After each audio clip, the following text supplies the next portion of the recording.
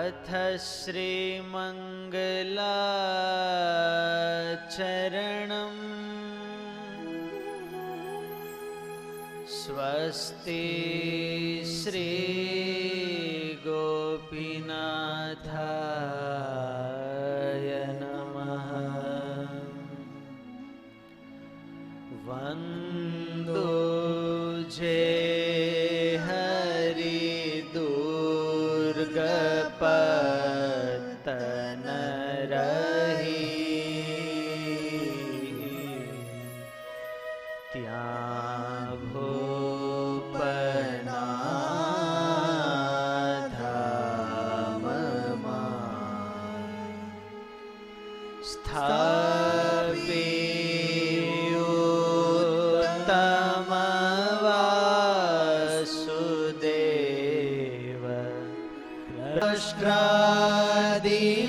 विशेष देश हरिने दुर्गाख्यपो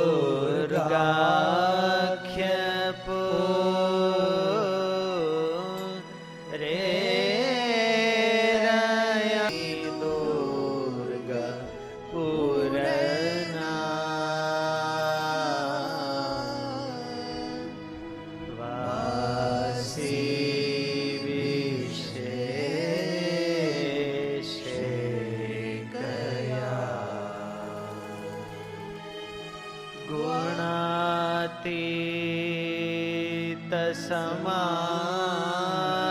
समारंभा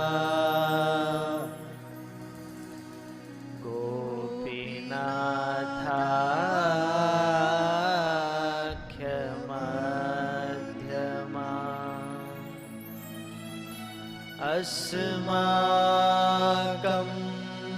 गुरुपर्यन्ता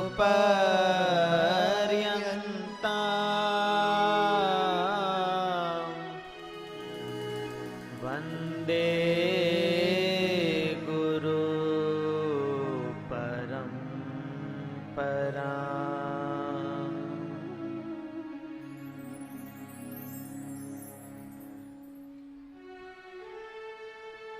जलधर सुंदर मदन मनोहर हृदय तनोहर कृष्ण हरे वृषकुलभूषण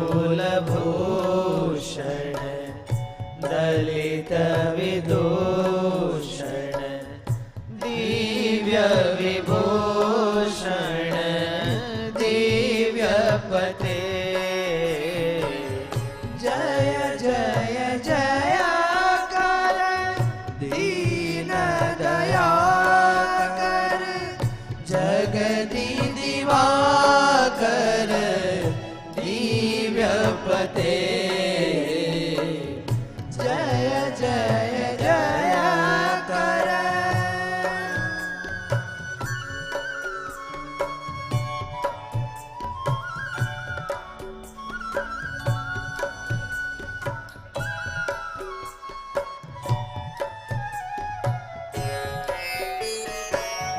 जन रंजन भव भय भंजन भुवन निरंजन भक्त रते भुवन निरंजन भक्त रते मुनि जन मंडन विषय विखंडन खल जन दंडन दंड निधे जय जय जय कर दीन दयाकर जगति दिवाकर दिव्यपते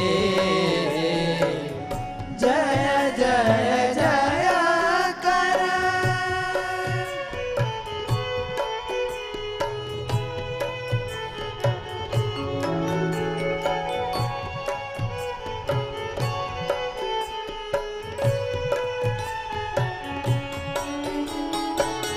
सुख कंदम बोधित मंदम सहजानंदम त्वादि भजे सहजानंदम त्वादिभजे श्रितसुखकन्दं बोधितमन्दं सहजानन्दं त्वादिभजे सहजानन्दं त्वादिभजे कुरु तव दासं चरणनिवासं त्यक्तकुवासं योगमुनि जय जय जय कर दीन दयाकर जगति दिवाकर दिव्यपते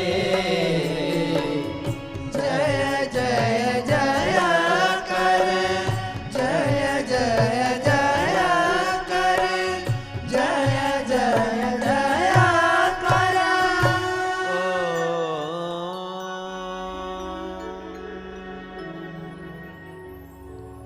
अवतारिणे श्री स्वामिनारायणाय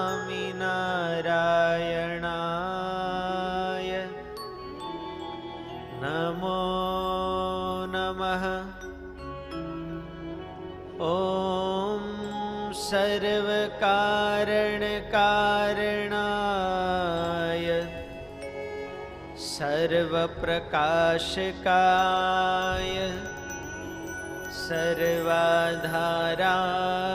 श्रीहरिकृष्णाय नमो नमः। ॐ महामनोहराय मुरलीमनोहराय गोपीनाथाय नमो नमः। बोलो स्वामीनारायण भगवाननी जय गोपीनाथजी महाराजनी जय हरे कृष्ण महाराजनी जय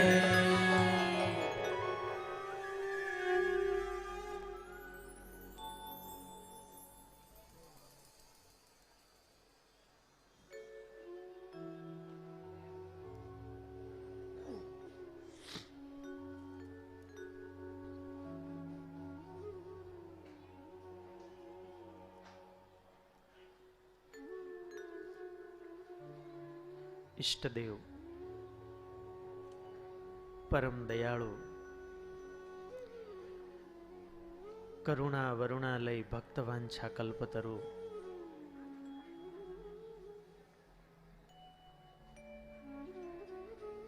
નિજ મંદિરમાં વિરાજી આપણા ઉપર અખંડ અમી દ્રષ્ટિ વરસાવી રહેલા વહાલા વહાલા ગોપીનાથજી મહારાજ,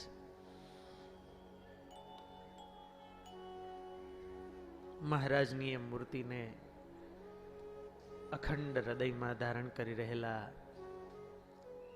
સર્વે વહાલા સંતો,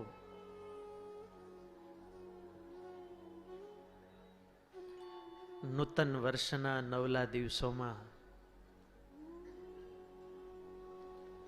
જાણે આપણું આખું એ વર્ષ સાર્થક કરવાની ભાવના છે, એવી ભાવનાથી પવિત્ર મહાતીર્થ ભૂમિ એવા ગઢપુરને વિશે આયોજિત ગઢપુર લીલા કથા પારાયણના આ પાવન પ્રસંગે આ સમગ્ર કથા મહોત્સવ એમના આયોજક યજમાન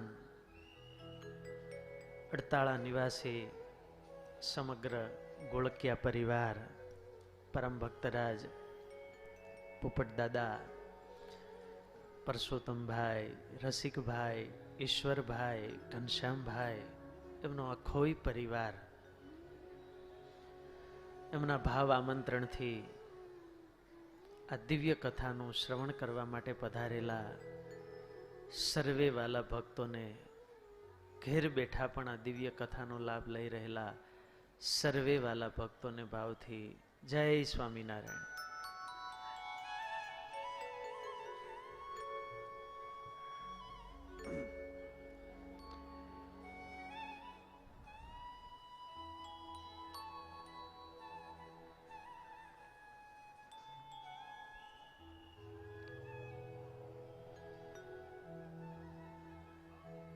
અનંત કોટી બ્રહ્માંડના અધીશ એવા પરમાત્મા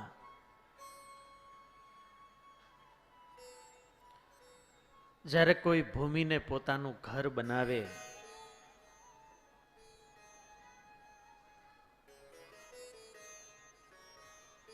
ત્યારે પછી ત્યાં કેવો લીલાનો વિસ્તાર હોય,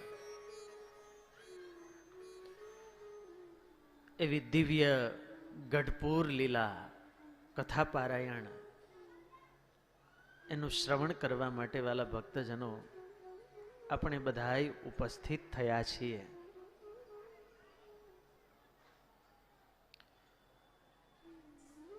અમારા ગુરુ મહારાજ કહે, દીવા વિના જેમ ઓરડામાં અંધારું રહે છે, એમ સત્સંગ વિના જીવના હૃદયમાં અંધારું રહે છે.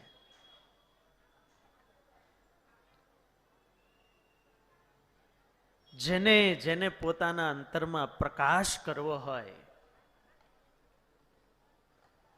અને એ પ્રકાશમાં પુરુષોત્તમ નારાયણના દર્શન કરવા હોય તો એના માટે સત્સંગ છે એ અસાધારણ સાધન છે.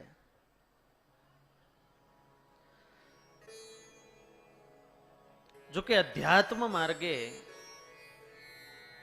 અનેક સાધનો છે. આપણે સાધન મીમાંસા તો નથી કરવી, પણ જપ તપ વ્રત દાન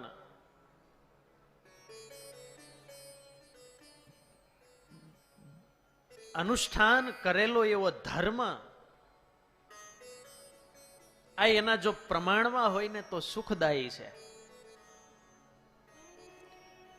ધર્મનું પ્રમાણ પણ જો વધી જાય ને તો એ વ્યવહારમાં મુશ્કેલી પડે. હું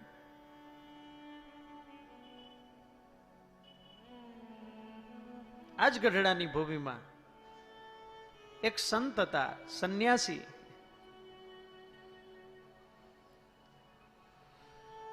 કોઈને છીંક આવે તોય સ્નાન કરી આવે કે જાણે હું અપવિત્ર થઈ ગયો. સંતો કે મહારાજ આનું નામ ધર્માનંદ પાડો.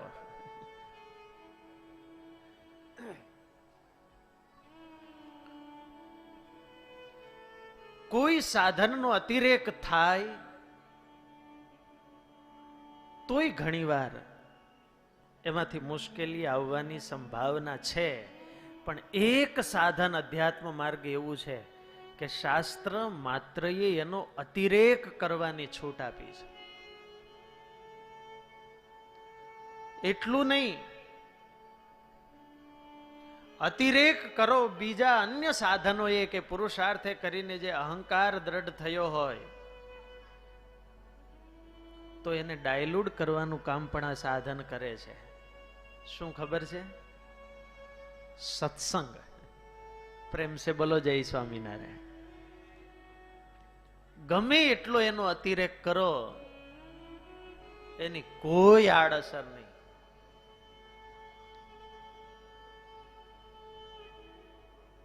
એક ભગત બેઠા છે પાછળ, આજે સવારે જ મળ્યા કે સ્વામી 2 વર્ષ પહેલા દાદાના દરબારમાં ગઢપુર લીલા કથા પારાયણ થયેલી. મને તો 10 દિવસ પછી ખબર પડી, પણ મેં કથાનો પ્રારંભ કર્યો અને ભગવાનમાં એટલું હેત થયું, એટલું હેત થયું, મેં લગભગ 35 વાર આખી કથા સાંભળી લીધી. ક્યાં ગયા ભગત? હમણાં જ બેઠા હતા, અમદાવાદ નીકળવાના. આ એવા પાછળ એકવાર વધાવો તાળીઓથી.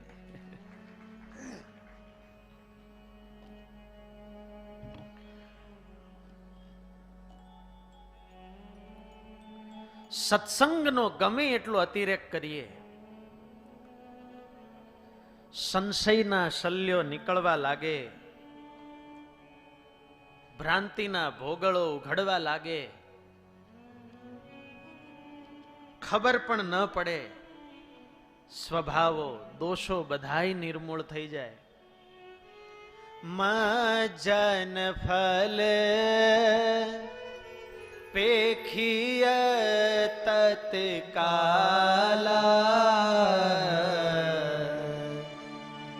કાક હોહી પીક બક હો મરાલા. સત્સંગ રૂપિયા ફળ એવું છે. આ ફળ કોઈ ખાય, તમે બધા આ ફળ ખાવા આવ્યા છો ને, ભંડારમાં મળે છે એ તો છે જ. આ વિશિષ્ટ ફળ છે અને આ ફળનું કોઈ ભક્ષણ કરે, તુલસીદાસજી મહારાજ રામાયણમાં લખે કાક હોહી પીક. કાગડો હોય એ કોયલ બની જાય. શક્ય છે? તમારી વાણીમાં કાગડા જેવી જો કર્કશતા હશે તો કોયલ જેવી મીઠાશ પ્રગટી જશે. કોયલ બોલતી હોય તો આમ સાંભળવું ગમે. યદા યદા મુંચતી વાક્ય બાણમ તદા તદા જાતિ કુલ પ્રમાણમ. માણસ જ્યારે મુખમાંથી શબ્દો ઉચ્ચારે છે ને ત્યારે એના ઉપરથી ખબર પડી જાય એની જાતિ, એનું કુળ, એના સંસ્કાર કેવા છે. જેનામાં અન્ડરસ્ટેન્ડિંગ છે, સમજણ છે, તો એક એક શબ્દ પણ વિચારીને વિવેકથી વાપરે. વાણીમાં કોયલ જેવી મીઠાશ પ્રગટે. બકહુ મરાલા. બગલો છે ને એ દંભનું પ્રતીક છે. માણસ જેવું બોલે એવું કરે નહીં, કરે એના કરતા જુદું જ દેખાડે, જેવું વિચારે એના કરતા જુદું જ કરે. આ મન, કર્મ અને વચનમાં જે વેરિયન્સ છે, બસ એમાંથી દંભ જન્મે છે.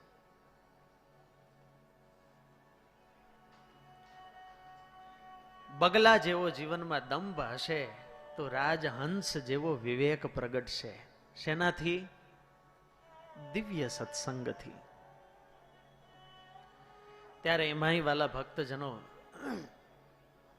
ભગવાનના સ્વરૂપને કેન્દ્રમાં રાખીને કેવળ પુરુષોત્તમ નારાયણમાં હેત કરવાને જોડાવા માટે આપણે ભેગા થયા છીએ. ત્યારે આ ગઢપુર લીલા કથા તો કંઈક વિશિષ્ટ છે હો, અમારા ને તમારા બધાય માટે. કે આમાં કેમ આપણો ચૈતન્ય પરમાત્મા વિશે જોડાય, બસ એવી જ આપણે વાતો કરવી છે. એ પાછા મહદભાગ્યની વાત કે આ ગઢપુરની ભૂમિમાં બેસીને કરીએ છીએ.